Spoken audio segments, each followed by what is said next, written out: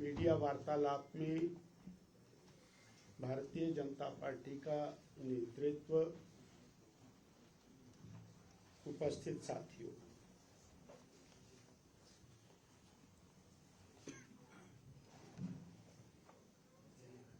चालीस महीने पूर्व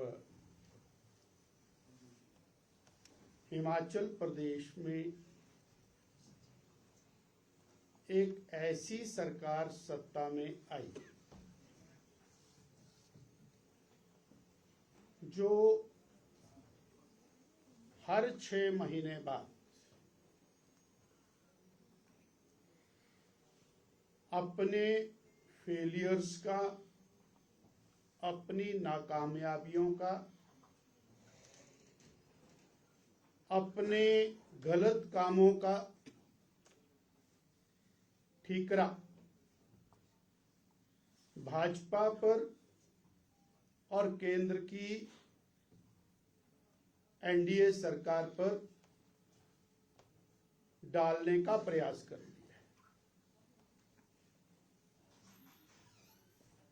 थोड़ा स्मरण करने की आवश्यकता है। ये सरकार, कांग्रेस पार्टी की सरकार, जो आदरणीय सुखविंदर सिंह सुक्खू जी के नेतृत्व में चल रही है, ये ऑर्गेनिक वोटिंग से सत्ता में नहीं है।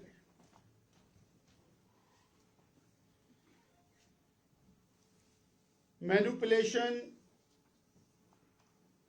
गारंटियां देकर वोटों को मैनिपुलेट किया गया।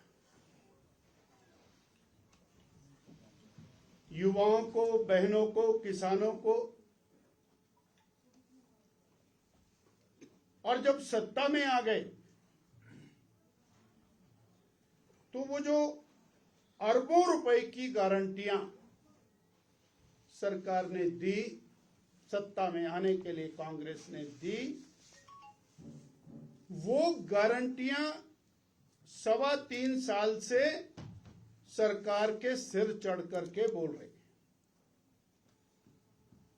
है। इनका कोई भी एक्ट है, कोई भी एक्शन है, वो उसी दबाव के अंतर्गत दिखाई देता है, क्योंकि उनका दबाव है। इसलिए ये उस दबाव को शिफ्ट कर गारंटियां कांग्रेस ने दी, गारंटियों के आधार पर तुम्हारी सरकार बनी, तो उसका फाइनेंशियल प्रबंधन बीजेपी ने थोड़ी करना था। तुम्हारी गारंटियों का पैसा पूरा करने का काम बीजेपी ने थोड़ी करना।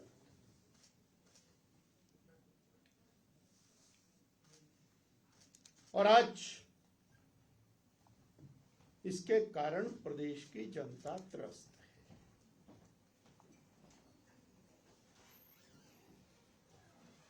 माननीय मुख्यमंत्री जी ने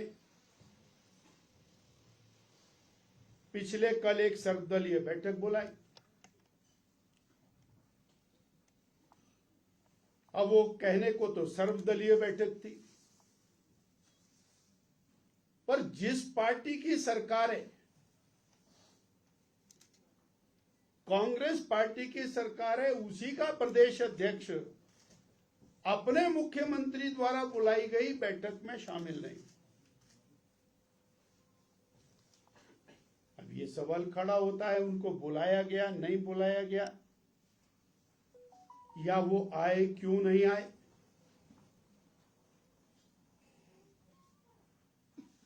और फिर स्टेटमेंट दे रहे हैं। आज मैंने देखा अखबारों में, मीडिया में, भारतीय जनता पार्टी को हिमाचल के हित की चिंता नहीं है। आपको हित की चिंता होती तो बैठक में आते।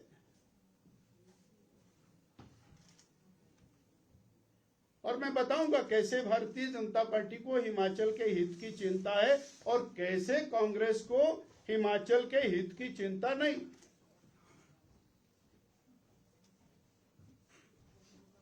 और उस बैठक में कांग्रेस की ओर से प्रतिनिधित्व किसने किया? पूर्व के माननीय अध्यक्ष आदरणीय राठौर साहब ने।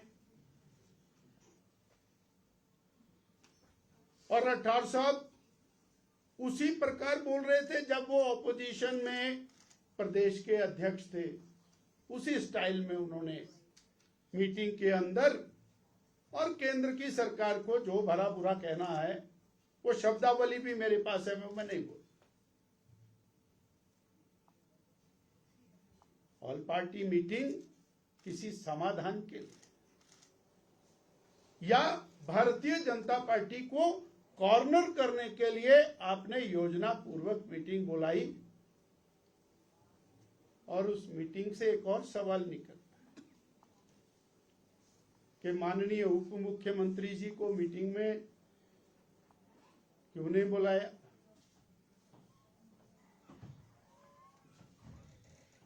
लोकल रहते हैं, हमारे शिमला के ही और माननीय विधायक हैं, मंत्री हैं, पीडब्ल्यूडी मंत्री हैं विक्रमादित्य जी, उनको क्यों नहीं बुलाया?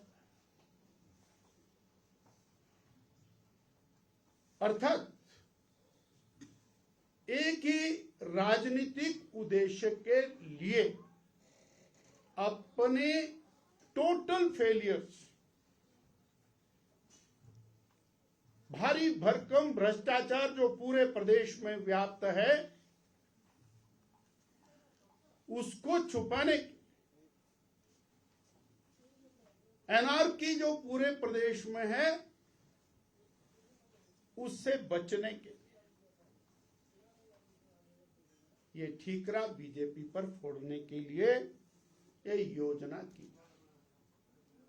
मैं आज पढ़ रहा था, हमारे जाने के बाद माननीय मुख्यमंत्री जी ने एक शब्द का प्रयोग किया कि कुर्सी का मोह नहीं रखना चाहिए। तो कुर्सी तो उन्हीं के पास है और हम कहेंगे कि ज्ञान दूसरों को ना दें, जरा अंदर तक ले लें, कुर्सी का मोह छोड़ दें, जनता का भी भला हो जाएगा और शायद कई कांग्रेसियों का भी भला हो जाएगा।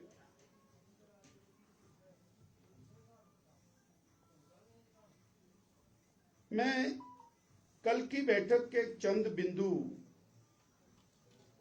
आपके साथ चर्चा करना चाहूंगा और आपके माध्यम से जनहित में ध्यानार्थ ला।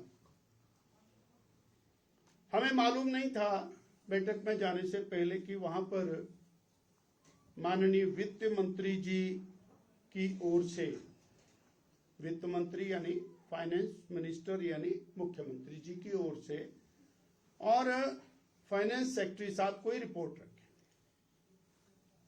और ना ही हमें उस रिपोर्ट की कोई पहले कॉपी मिली थी, पर वो कॉपी हमको वहीं मिली और मैं उन्हीं की कॉपी से बात करूंगा ताकि कोई कंट्राडिक्शन ना। कॉपी के पेज नंबर 6 के ऊपर वित्त मंत्री जी ने लिखा है कि जो बजट 16वें वित्त आयोग, जो हमारा बजट प्रस्तुत हुआ है, 16वें वित्त आयोग ने जो हमें रिपोर्ट सबमिट की है और गवर्नमेंट ने अडॉप्ट की है, उसमें और हिमाचल प्रदेश को जो टैक्स डिवोल्यूशन शेयर मिलेगा वो 9.14% मिलेगा, जबकि इससे पहले ये 0.914% बी करेक्ट, और उससे पहले 0.830% था। और इसके अनुसार ये 13,950 करोड़ रुपया बनेगा, जो पहले की तुलना में 2,500 करोड़ रुपया एक्स्ट्रा है। मैं इन्हीं की बात कर रहा हूं। इसी में इन्होंने कहा कि ग्रामीण विकास के लिए और शहरी विकास के लिए 4,179 करोड़ का अलग प्रावधान है। और इसी में इन्होंने कहा कि एसडीआरएफ और एसडीएमएफ का 2,682 करोड़ का प्रावधान। जो इंक्रीज है उसकी चर्चा नहीं। और ये जो शेयर है ये हर साल बढ़ेगा और लगभग अगले साल ये 5,000 करोड़ की इंक्रीज हो जाएगी। अब कांग्रेस के माननीय प्रदेश अध्यक्ष जी और माननीय मुख्यमंत्री जी ने कहा कि भाजपा को प्रदेश हित की चिंता नहीं। मैं अपनी तरफ से कुछ नहीं कह, जो प्रेजेंटेशन माननीय मुख्यमंत्री जी ने दी मैं वही बोल रहा हूं। पेज नंबर 7, कांग्रेस की गवर्नमेंट दिल्ली में 1974 to 78 प्रदेश को मिला 161 करोड़।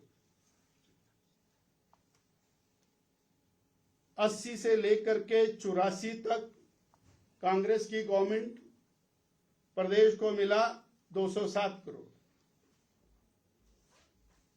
85 से 90 तक कांग्रेस की गवर्नमेंट दिल्ली में प्रदेश को मिला 223 करोड़। मैं नहीं बोल रहा, फाइनेंस मिनिस्टर की रिपोर्ट। 90 से 95 में थोड़ी देर के लिए मिली जुली सरकार आई, फिर आई और फिर कांग्रेस आई और प्रदेश को मिला 523 करोड़। 95-96 से 2000 बीच में थोड़े टाइम अटल जी की सरकार आई, थोड़े समय बीच में और आई 772 करोड़। 2001 से और 2004-05 तक अटल जी की सरकार मिला 2000 करोड़, 1979 करोड़। और उसके बाद 10 साल का कंपैरिजन हमको करना चाहिए, पुराना छोड़ दे गर्जे। 4 से 14 तक आदरणीय सरदार मनमोहन सिंह जी की सरकार, बहन सोनिया गांधी जी की सरकार, दोनों में 10 साल में हिमाचल प्रदेश को 10,202 करोड़ और 7,899 करोड़ यानी 18,000 करोड़ रुपया 10 साल में कांग्रेस की सरकार में हिमाचल प्रदेश को मिला। और अब कंपैरिजन करिएगा, 10 साल मोदी जी की सरकार को हुए, वो जो 10 साल है 15 से लेकर के 25 तक हिमाचल प्रदेश को मिला 88,600 करोड़। 18,000 करोड़ मिला कांग्रेस के 10 साल में और मोदी जी एनडीए बीजेपी की सरकार में मिला 88,600 करोड़। चिंता बीजेपी को है या कांग्रेस को है? और ये सारे आंकड़े मैं नहीं लाया, ये माने वित्त मंत्री जी ने दिए। और इन्हीं आंकड़ों में एक आंकड़ा और है जिसकी चिंता करने की जरूरत है। बीजेपी की सरकार हिमाचल प्रदेश में थी 2010 में और उस समय रेवेन्यू डेफिसिट ग्रांट को एकदम स्लैश डाउन किया गया,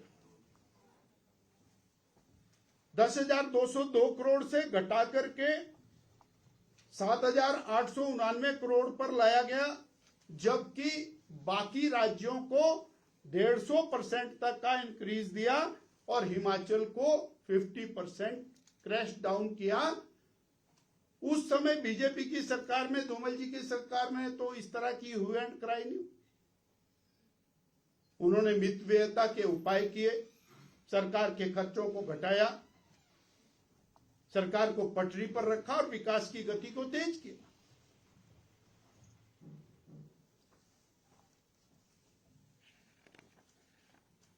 एक इसमें और ध्यान देने योग्य बात है, बड़ी इंटरेस्टिंग बात है कि ये जो 10 साल मोदी जी के हैं, जिसमें 88,600 करोड़ मिला, इसमें से 5 साल कांग्रेस के, 5 साल बीजेपी के। 3.25 साल माननीय सुखविंदर सिंह सुक्खू जी के हैं और इसी में 2 साल पुरानी कांग्रेस की सरकार के माननीय वीरभद्र जी के। यानी केंद्र ने हिमाचल की जनता के लिए पैसा दिया, उन्होंने ये नहीं देखा कि प्रदेश में किसकी सरकार है और किसकी नहीं है। और अगर जो उसका हिसाब लगाएं तो मैं पुरानी बात को छोड़ करके इस 3.25 साल के अंदर, 3.5 साल के अंदर, क्योंकि दिसंबर में 2022 में सरकार सत्ता में आ गई, सितंबर में और आचार संहिता लग गई, तो 27,000 करोड़ रुपया केवल इसी मद में माननीय वर्तमान सरकार को प्राप्त हुआ। मैं इसको थोड़ा और एलेबोरेट करना चाहूं कि केंद्र सरकार यानी मोदी जी की सरकार इसमें और भी आगे रही। मैं केवल वर्तमान सरकार का हिसाब बता रहा हूं और उसकी पूरी डिटेल फाइनेंस डिपार्टमेंट की, हिमाचल प्रदेश की है, केंद्र की नहीं। 2022-23 जो फाइनेंशियल ईयर है उसमें CSS, government of India, others, EAP, world bank, NABARD, tax devolution, प्रधानमंत्री ग्राम सड़क योजना, RDG, ये मिलाकर 50,000 करोड़, 49,899 करोड़ 2023-24। फिर दोबारा CSS, GOI, EAP, world bank, NABARD, tax devolution, प्रधानमंत्री ग्राम सड़क योजना, RDG, GST 43,000 करोड़, 42,923 करोड़ 24-25। इसी प्रकार 36,653, 37,000 करोड़ 25-26। इसी प्रकार 35,628 करोड़ यानी 36,000 करोड़।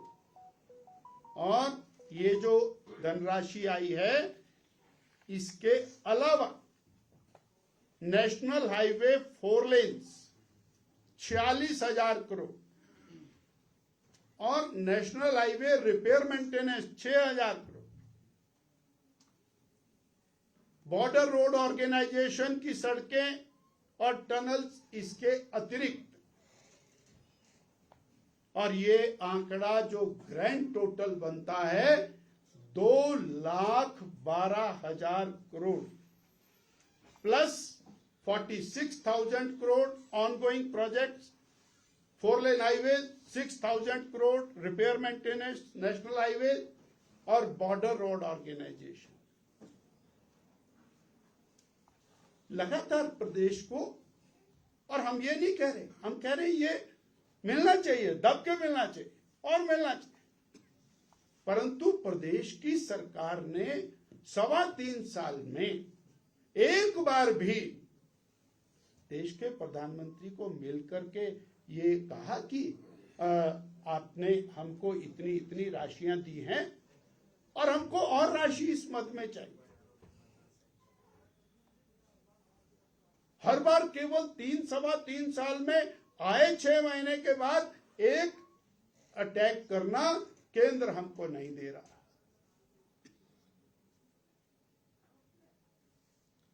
हमारा आरोप है कि हर प्रकार का साधन होने के बावजूद एक वातावरण क्रिएट किया गया कि हमारी स्थिति ठीक नहीं है, और उसके कारण पेंशन्स रुकी, रिटायरीज के बेनिफिट्स रुके, जो जनता की सेवा की योजनाएं। अब सवाल सरकार का थोड़ी है, जनहित का सवाल है। आपने जनहित की चीजें बंद कर दी। आपने हिमकेयर जैसी योजना जिससे लाखों मरीजों का जीवन सुगम हो गया, वो बंद कर दी। मोदी जी द्वारा दी गई आयुष्मान योजना हिमाचल में चलती नहीं। आयुष्मान का कार्ड लेकर के लोग घूमते रहते हैं। कन्यादान योजना, गरीब महिलाएं आज अपनी बेटी की शादी के लिए परेशान रहती हैं। सहारा योजना, मुझे अभी एक महिला मिली, उसका बच्चा परमानेंट बेड के ऊपर है, 3,000 रुपए महीना सहारा में मिलता था, वो बंद है। वेलफेयर की योजना,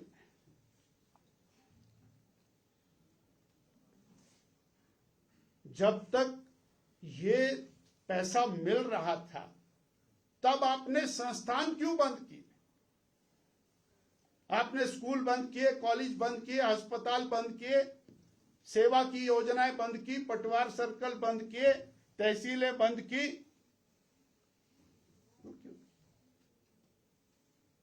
ये सवाल है। आप आगे की बात कर रहे हैं, पर पीछे में जब आपको माकूल से ज्यादा पैसा मिल रहा था तब आपने और ये बंद क्यों किए?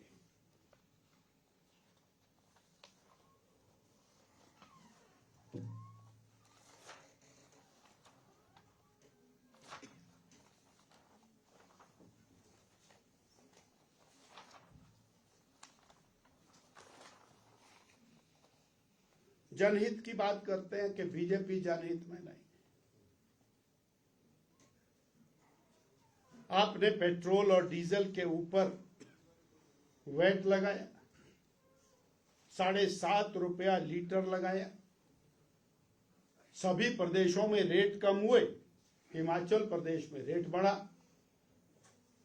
आम आदमी की जेब को आपने ढीला किया।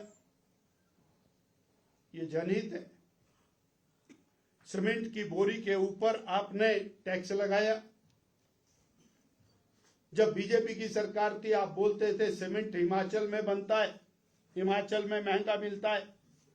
अब पंजाब हरियाणा से 100 रुपए बोरी हिमाचल में महंगी है। रेट में 100 रुपए बोरी का इजाफा हो गया।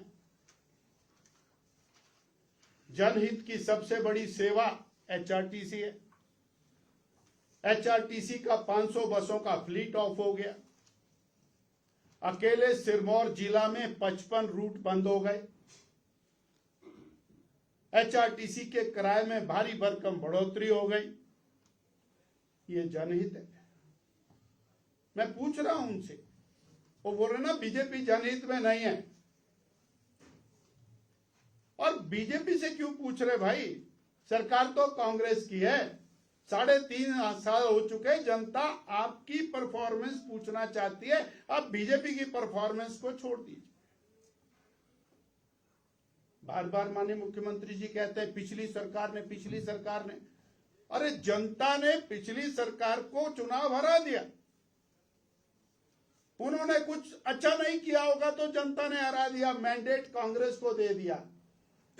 जब वो आउट हो गई सरकार से, अब जिम्मेवारी कांग्रेस की है, माननीय सुखविंदर जी की है, उनके मंत्रिमंडल की है। अब बार बार बीजेपी को बीच में लाते हैं। कुछ करके दिखाइए ना। हाँ, एक काम बहुत अच्छा किया, आजकल बेचारी औरतें बड़ी परेशान हैं। बिजली का बिल भारी भरकम आ रहा है, बेचारी सड़कों पर उतरी है। आए दिन बिल आता है, फिर उसके बाद बिजली वाला धमक जाता है, काट देंगे बिजली, पैसे जमा कराओ। वो बहनों को किराया सस्ता मिलता था बस में, वो बंद हो गया, बसें भी बंद हो गई। राशन डिपो का सामान महंगा हो गया, लाइवलीहुड महंगी होगी, स्कूल की जो फीस है वो बढ़ गई, स्कूल में मिलने वाली वर्दी के दाम बढ़ गए, वर्दी कम हो गई, सब्सिडी खत्म हो गई।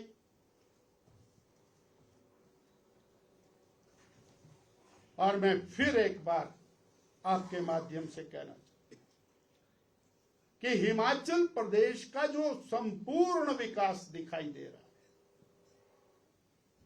उसके पीछे नरेंद्र भाई मोदी की सरकार है। आज 4 लेन हाईवेज का निर्माण, टनल्स का निर्माण, बड़े बड़े पुलों का निर्माण, काश कांग्रेस की पूर्व सरकार में भी कुछ हुआ होता तो शायद हिमाचल आगे होता। हमारा आरोप इंफ्रास्ट्रक्चर के मामले में प्रदेश की सरकार का टोटल नॉन कोऑपरेशन है सेंट्रल गवर्नमेंट के साथ। सेंट्रल गवर्नमेंट दे रही है, प्रदेश की सरकार लगा नहीं रही। रेलवे विस्तार के लिए कांग्रेस की सरकार ने दिए 105 करोड़ और बीजेपी की सरकार ने अभी अभी इसी साल दिए 2911 करोड़, 27 गुना। जनहित बीजेपी के साथ।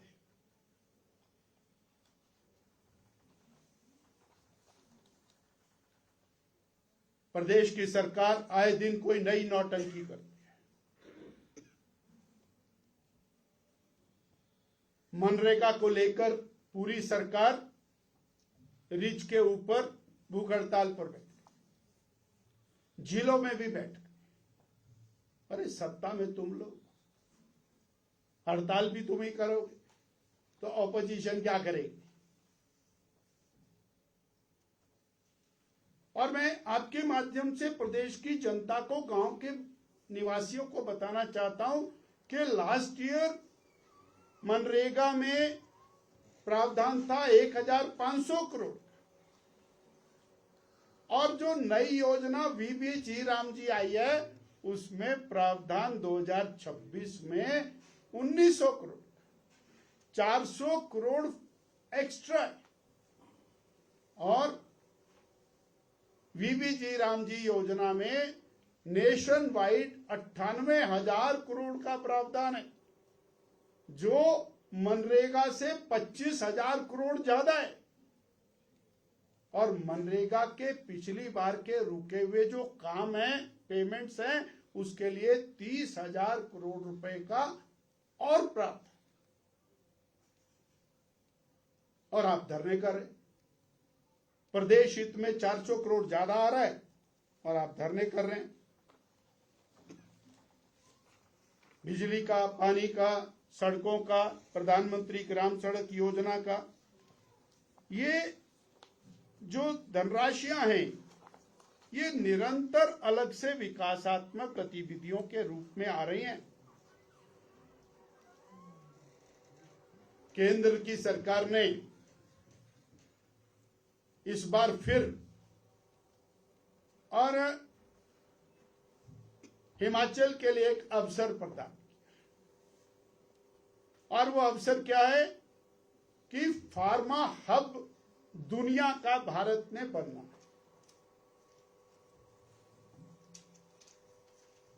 माननीय अटल बिहारी वाजपेयी जी ने हिमाचल प्रदेश को इंडस्ट्रियल पैकेज दिया, उसके कारण हिमाचल प्रदेश एशिया का सबसे बड़ा फार्मा हब बना।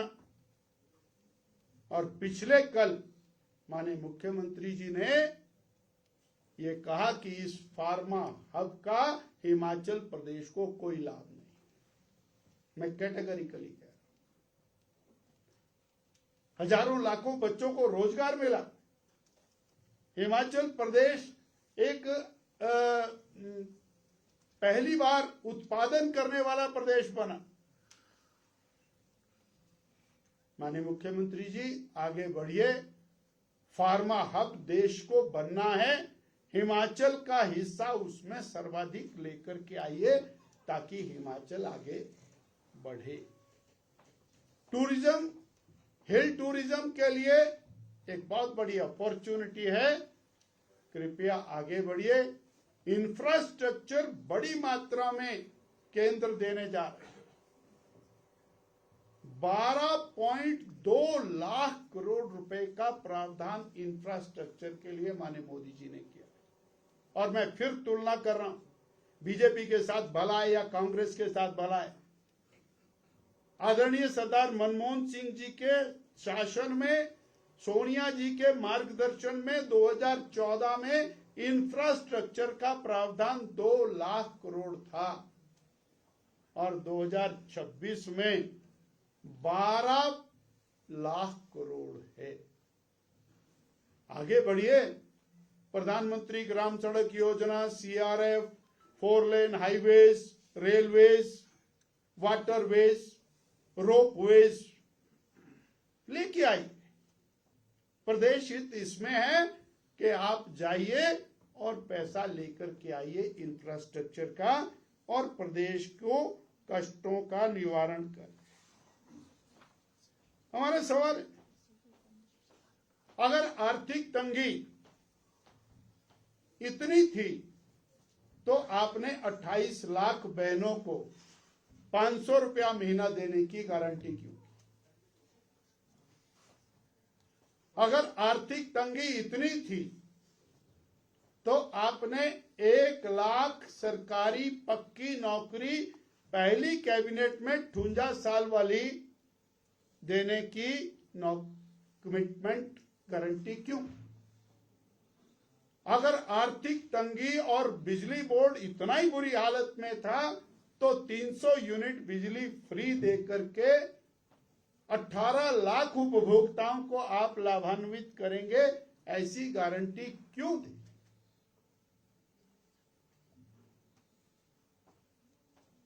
और इतनी आर्थिक तंगी थी तो आपने एडवाइजर्स की फौज, ओएसडीज की फौज, वकीलों की फौज शिमला से लेकर के सुप्रीम कोर्ट तक वो क्यों रखी भाई? गाड़ियों के काफले वो क्यों रखे? चीफ पार्लियामेंट्री सेक्रेटरीज अनकॉन्स्टिट्यूशनल बनाकर करोड़ों करोड़ों का खर्चा किया। अब करोड़ों रुपए के वकील लगा के उनके केस लड़। और मेरा अंतिम,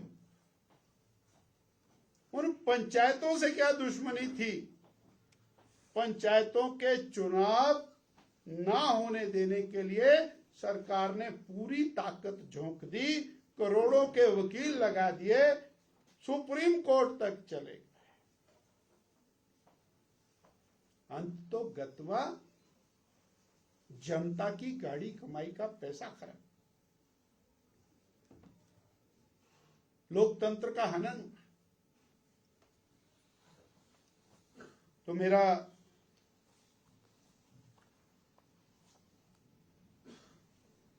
प्रदेश की सरकार से आग्रह है कि वो भाजपा पर दोषारोपण छोड़ दे।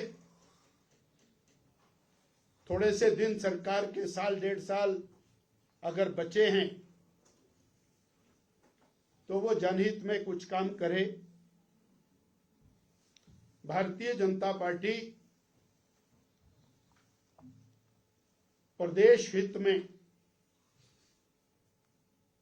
जनहित में निरंतर खड़ी थी, खड़ी है, खड़ी रहेगी। और हमारा ट्रैक रिकॉर्ड ये बताता है, चाहे वो माने शांता कुमार जी की सरकार रही हो, चाहे आदरणीय धूमल जी की सरकार रही हो, चाहे आदरणीय जयराम ठाकुर जी की सरकार रही, जो जनहित के कार्य किए गए वो बेमिसाल हैं। और आज जनता वर्तमान सरकार से हिसाब मांगती है और सवाल करती है। धन्यवाद। सर, कुछ सुझाव दिए हैं आज, कल भी क्या आपसे सुझाव मांगे गए थे बैठक में?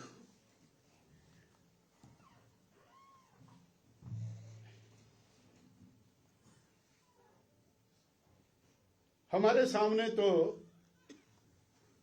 एक ये प्रेजेंटेशन दी गई जिसको मैंने आपके सामने रखा, और सुझाव तो हम निरंतर ही दे रहे हैं। सब मित्रों की सरकार मत चलाओ, जनता की सरकार चलाओ, लगातार सुझाव दे। मितव्ययता करो, खर्चा कटाओ, वो तो चिंता करनी ही पड़ेगी, किसी को भी सरकार चलानी। और फिर चिंता की बात तो यह है कि क्या वो अपने मंत्रियों के सुझाव मान रहे हैं क्या उनके मंत्री उनको सुझाव दे रहे हैं क्या? कल वो मीटिंग में भी नहीं थे। हमने इतना जरूर कहा कि विधानसभा का सेशन है और इस सेशन के अंदर बहुत सारे सवाल जवाब होंगे, तो वहां रहेंगे हमारे बीजेपी के सारे लोग, इतनी बात जरूर। बिदल साहब, आरडीजी बहाल करने की क्या बीजेपी पक्ष में है? किस चीज? आरडीजी बहाल नहीं, सवाल एक चीज का नहीं है। हमको फाइनेंस को ओवरऑल पिक्चर के रूप में देखना पड़ेगा।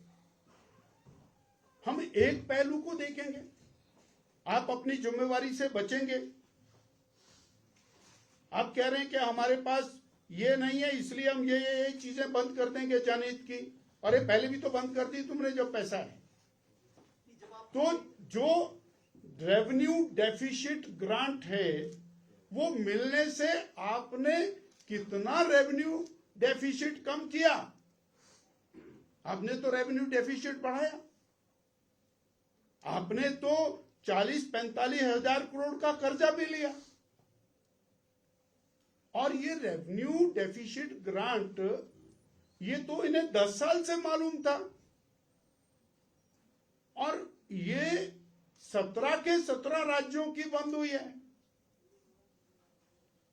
केवल हिमाचल की बंद नहीं हुई। तो यूटिलाइजेशन ऑफ फंड और proper fiscal management, this is what required. ये तो दूसरा सवाल है, लेकिन जब आप नहीं, बात ये नहीं है। बात यह है कि मैं कह रहा हूं कि फाइनेंसिस को ओवरऑल देखना पड़ेगा। आप यस और नो में जवाब नहीं ले सकते। मैं इसलिए कह रहा हूं कि जैसे पहले हमारा फाइनेंस कमीशन था, बाद में नीति आयोग आ गया। नीति आयोग ने अपना काम शुरू कर दिया। पहले मनरेगा थी, बीबीजी राम जी आ गया। प्रदेश सरकार को किसी भी तरह से पैसे की कमी नहीं रहेगी, ये हमारा विश्वास है। और मैंने उसका आपको बजट प्रावधान बताया। संसदीय कार्य मंत्री कह रहे हैं कि जब आप केंद्र की उपलब्धियां गिनाते तो आपकी टोन टेरर वाली हो जाती है। अब वो हमारे को अगर धमकाना चाहेंगे, बीजेपी को कॉर्नर करना चाहेंगे, अपने अध्यक्ष को बुलाएंगे नहीं, अपने उप मुख्यमंत्री को बुलाएंगे नहीं, और फिर आप सीधा सीधा माननीय और केंद्रीय मंत्री परिषद और केंद्रीय बीजेपी, मैं डायरेक्टली मोदी जी का नाम नहीं ले रहा हूं, वहां तक कहेंगे वो प्रदेश के बारे में निष्ठुर हैं। मैंने आपके सामने बता दिया कि कितने निष्ठुर हैं। कांग्रेस की सरकार देती है 18,000 करोड़, मोदी जी की सरकार देती है 88,000 करोड़। निष्ठुर जो है वो मोदी जी की सरकार को बोलते हैं।